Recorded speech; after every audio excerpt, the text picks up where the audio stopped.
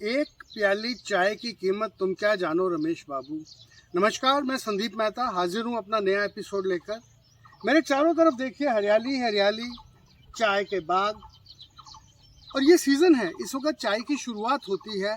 चाय के नए नए पत्तियाँ आती हैं, नई नई पत्तियाँ आती हैं, उनकी चाय बनती है। तो चारों तरफ मेरे चाय के बाग हैं। मैं इस वक्त बोल रहा हूँ हिमाचल प्रदेश के बहुत ही सुंदर हिल स्टेशन धर्मशाला से। बहुत कम लोग जानते होंगे कि यहाँ पे चाय की खेती होती है, चाय की फैक्ट्रियाँ हैं। और धर्मशाला ही नहीं, हमारा जो ये ज़िला है जिसका नाम डिस्ट्रिक्ट कांगड़ा है, यहाँ पे बहुत सारे ऐसी जगहें हैं जहाँ पे चाय की खेती होती है, चाय की फैक्ट्रियाँ हैं। और ये चाय कांगड़ा टी के नाम से जानी जाती है। धर्मशाला है, पालमपुर है, गोपालपुर है, और भी बहुत सारी जगहें हैं, अलालाल है। लेकिन इस पे हम चर्चा किसी और एपिसोड में करेंगे।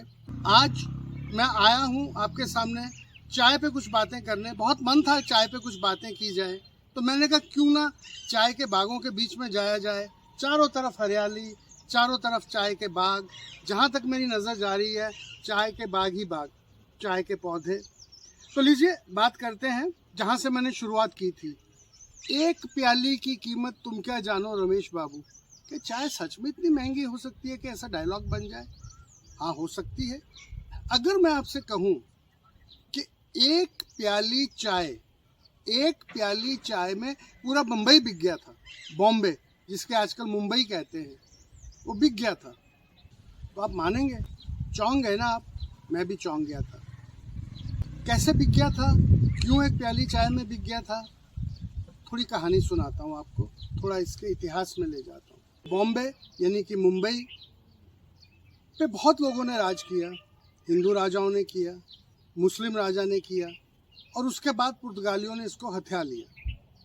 अब पुर्तगालियों ने इसको हथिया तो लिया, लेकिन बाद में जो इंग्लैंड का राजा था, किंग चार्ल्स II, 1662 में उसकी शादी हुई पुर्तगाल की राजकुमारी से। और ये बॉम्बे, मुंबई उसको दहेज में दे दिया गया। तो आप कहेंगे कि इसमें नई बात क्या है? हम में से बहुत लोग जानते थे इस हिस्ट्री के बारे में कि ये दहेज में मिला था, डाउरी में मिला था। चलिए इसके थोड़ा और अंदर जाते हैं, थोड़ा इतिहास में जाते हैं, थोड़ा आगे बढ़ते हैं। ये किंग जो था, इसको दो चीज़ें दहेज में मिली। एक बम्बई यानी कि मुंबई, और दूसरा एक और चीज़ मिली थी जिसका जिक्र मैं बाद में करूँगा। लेकिन फ़िलहाल मैं जाता हूँ चाय के इतिहास में। चाय यूँ तो लगभग 4000 पुरानी वस्तु है जो कि चीन से निकली थी, लेकिन दुनिया के बाकी हिस्सों में ये सिर्फ 400-500-600 साल पहले ही आई है। चाइना में लोग इसको बहुत सालों से यूज़ कर रहे थे, एक मेडिसिन, एक औषधि के रूप में भी, और एक पेयजल के रूप में भी।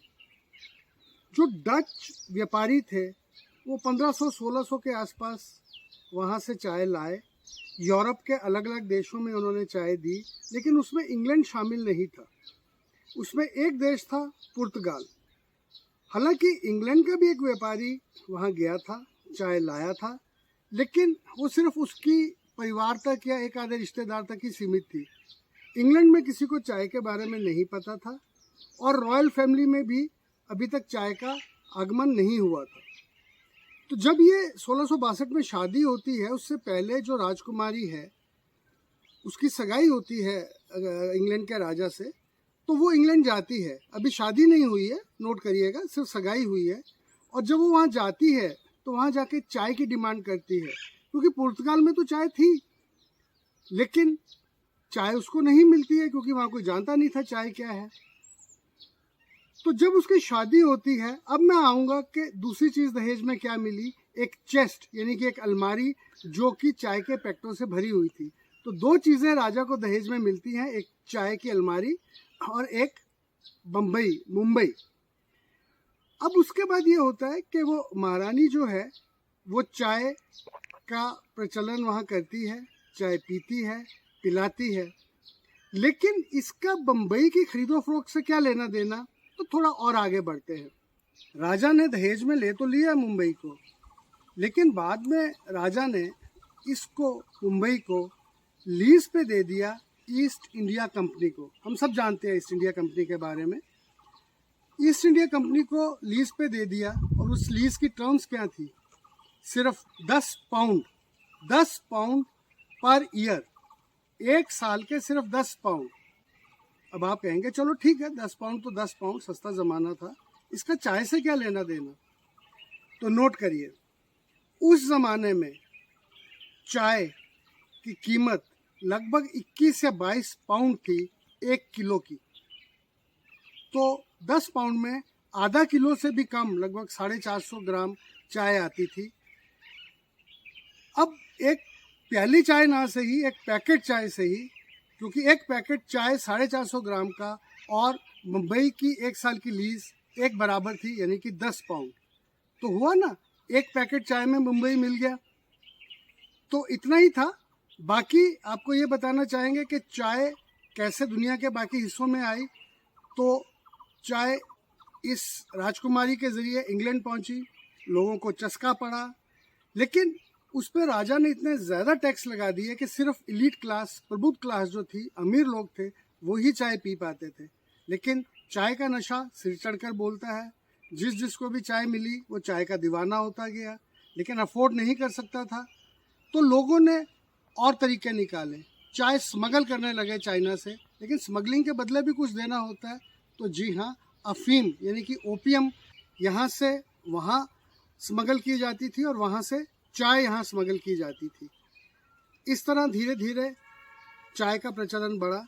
राजा को जब इसके बारे में पता लगा तो उसने टैक्सेस कम कर दिए और चाय बहुत सस्ती हो गई। और इंग्लैंड में चाय का, बल्कि धीरे धीरे पूरी यूरोप में चाय का रिवाज बन गया, लोगों को पसंद आने लगी। शुरू में इसमें दूध नहीं डालते थे, बाद में इसमें दूध डालना शुरू किया।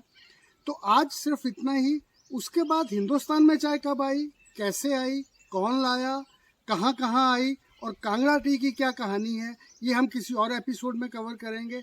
आज के लिए बस इतना ही। अगर आपको हमेशा की तरह मेरा एपिसोड पसंद आया हो तो कृपया इसे लाइक करिए, शेयर करिए और अगर अभी तक सब्सक्राइब नहीं किया है तो प्लीज़ सब्सक्राइब करिए। धन्यवाद।